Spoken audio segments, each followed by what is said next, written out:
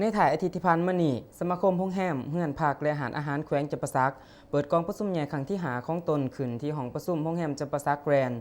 โดยให้เกียรติเขาร่วมเป็นประธานของทานบัวลินวงศ์พระจันทร์ห้องเจ้าแขวงจำปาสักมีทานนางมาลาจันทราห้องหัวหน้าแผนกแถลงข่าววัฒนธรรมและท่องเที่ยวแขวง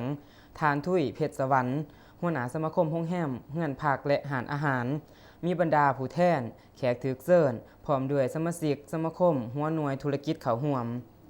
ในกองประชุมทานทุยเพชรสวรรค์หัวหน้าสมาคมโรงแรมเฮือนพักและอาหารแขวงได้ขึ้นพันบทสรุปการเคลื่อนไหวจะตั้งปฏิบัติเวียกงานในระยะปี 2016 หาปี 2018 และทิศทางแผนการ 3 ปีในต่อหน้า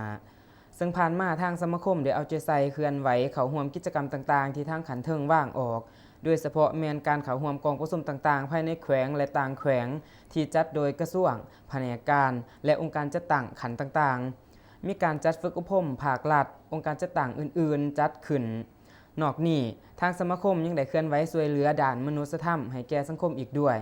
และในต่อหน้าจะสืบต่อจะตั้งปฏิบัติเวียกงานดังกล่าวให้ได้รับผลดีอย่างต่อเนื่องโดยในทั่วสมาคมมีสมาชิกทั้งหมด32ฐานในนี้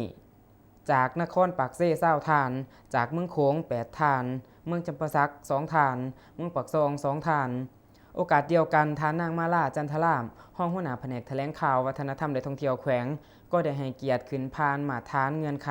ของบุคลากรที่จะสมัครเลือกตั้งเขาในคณะบริหารงานสมาคมโรงแรมเฮือนพักและอาหารแขวงจำปาสักสุดใหม่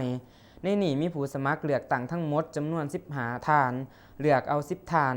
ผ่านการปอนบัตรเลือกตั้งกองประชุมขังปฐมฤกษ์ตกลงเลือกเอาทานทุยเพชรสวรรค์เป็นประธานสมาคมโรงแรมเฮือนพักและอาหาร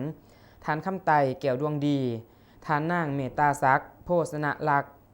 ทานลือศักดิ์สุมพลภักดีเป็นห้องประธานทานนางติ๋มจันทวงศ์เป็นประธานกวดกาและทานศรีสมพรศรีสมบัติเป็นห้องประธานกวดกา